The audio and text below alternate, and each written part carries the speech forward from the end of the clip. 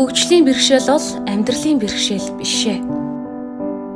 Гэвч Монгол улсад тулгуур эрхний бэрхшээлтэй иргэд зорчих эрхээ бүрэн хязгаарлуулсаар байна.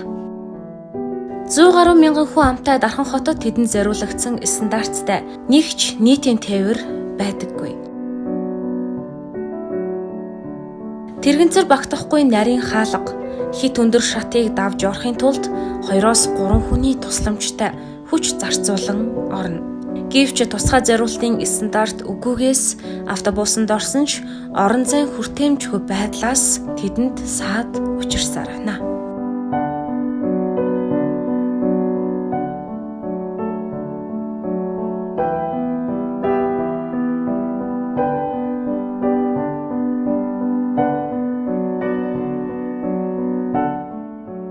Хөгжлийн бэрхшээлтэй хүний эрхийн тухай хуулийн 11.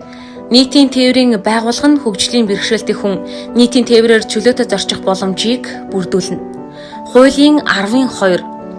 Хөгжлийн бэрхшээлтэй хүний хэрэгцээнд нийцсэн нийтийн тээврийн хэрэгсэл, зогсоол, үйлчилгээний заавал мөрдөх үндэсний стандартыг тээвэр хөгжлийн бэрхшээлтэй хүний асуудал эрхэлсэн төрийн захиргааны байгууллагын саналыг үндэслэн стандартчлалын байгууллага батлана гэж заасан байдаг ч бодит амьдралд хууль огт хэрэгжихгүй байна.